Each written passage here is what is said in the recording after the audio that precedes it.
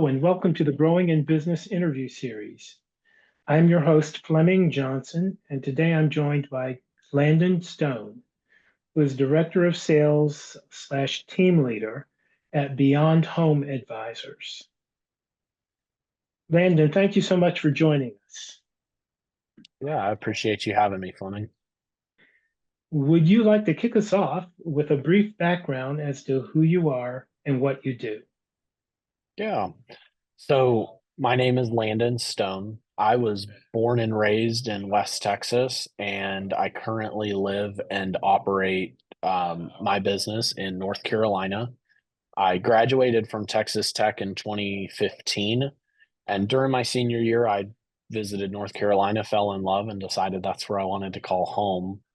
Professionally, I was in clothing sales. I worked for a high-end men's clothing retailer for a while. I worked my way up to general store manager, and through that kind of journey, I realized that working retail and getting kind of sucked into what I called the retail vacuum wasn't what I wanted to do. I wanted more freedom over my schedule. I wanted more freedom over my income potential, and ultimately it led me to branching off into real estate investing, which led me to real estate brokerage. And now we have a kind of a collection of services between helping real estate investors find, buy, and fix up properties, helping home buyers and sellers through brokerage, property management, and an in-house general contracting team. So, what inspired you to start your own business? You told us a little bit of your story from the retail side to the transition. What was that initial spark that led you to actually take the entrepreneurial leap? Yeah, so it had always been a dream of mine to buy my first house. Like while I was still in college, I was trying to figure out how to get a mortgage loan, even though I worked part-time. But when I finally did, in November of 2016, I bought my first house, and it just kind of opened me up to the advantages that real estate has for us and how important that is for our financial security and our financial future. I ended up going out and starting a business early 2017. But what really sparked that is I would say like a month, maybe two after I bought my house, my gear started kind of turning into like, what could I do real estate related that I could feed my family with? So I didn't have to sell suits for a living anymore and work Christmas Eve and New Year's Eve and every Sunday throughout the year. And my regional manager had walked in one day to check on our store. And I just remember him talking. He had put in a lot of work. He was a really good guy, really hardworking, but had been with the company a long time. And he was talking about how he finally hit six figures. And it was a really happy experience for him. But it caused me to take a step back and was like, that ain't for me. I'm not going to work 15 years to maybe be able to take a position to put me there. I want to put my future into my own control. So the next month, I bought a real estate investment. I flipped that property, which replaced my income for that whole year and just never looked back. But it was really that idea of my income is only so capped, and there are a lot of people in the way or kind of controlling how much I had the ability to make. Plus, I missed a lot of opportunities with my family being in the retail space that I just wanted to get back. So, you started a business. Tell me, what are some common misconceptions about running a business and how do you address them? So the easiest misconception that I found myself very quickly was that running your own business gets to mean you just work on your own schedule and you get to work whenever you want. Um, what I observed is that's the quickest way to get out of business.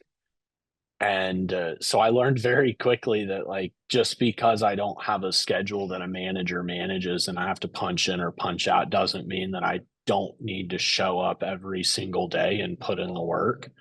Creating structure was something that quickly became very important to me because structure was given to me by my employer beforehand. And we take that for granted when we work for somebody, that structure, that ability to just punch out, check out, go home, not worry about till the next morning. You don't really get that And so I had to create structure for myself. I also had to create boundaries and rules about like when is it time to turn it off for the night.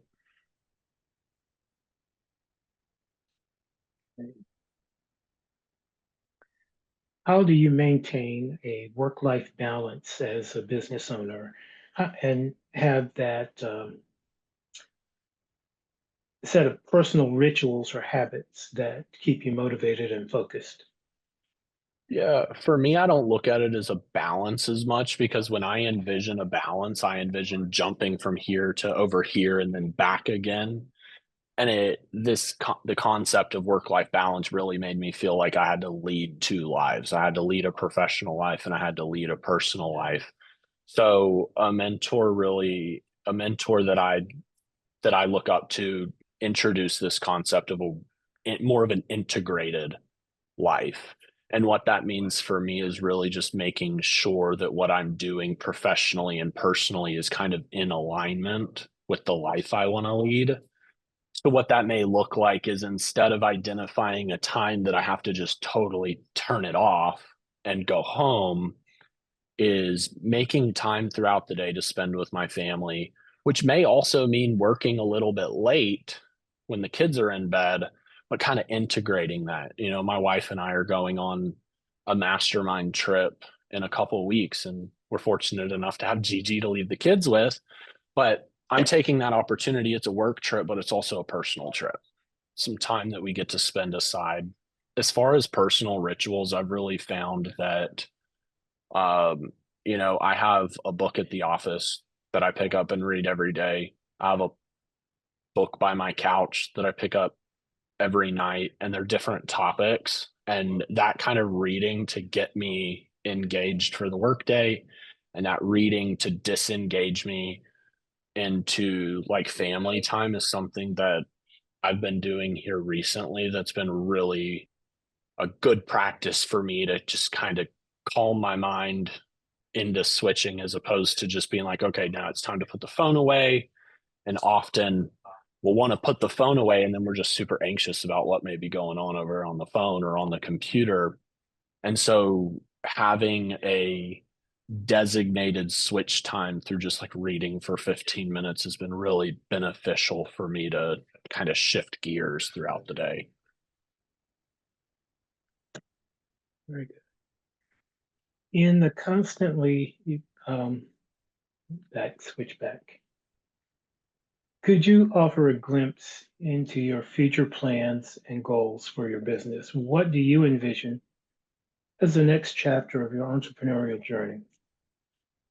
Yeah, so right now we've spent about 5 years kind of building up a foundation of a business and really identifying who it is that we love to serve and what those services are that we're offering. Moving forward into the new year, we're really focused on talent attraction and finding great partners to come aboard and help expand our business.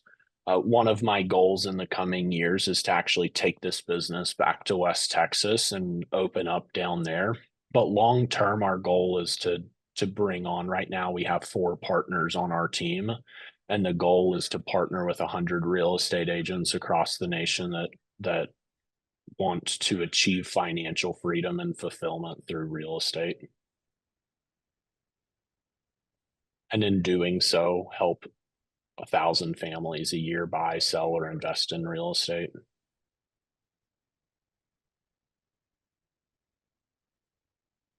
Very good. What advice would you offer to aspiring entrepreneurs who are just starting their journey or who are facing challenges in their businesses? Yeah. So entrepreneurialism is not a solo sport.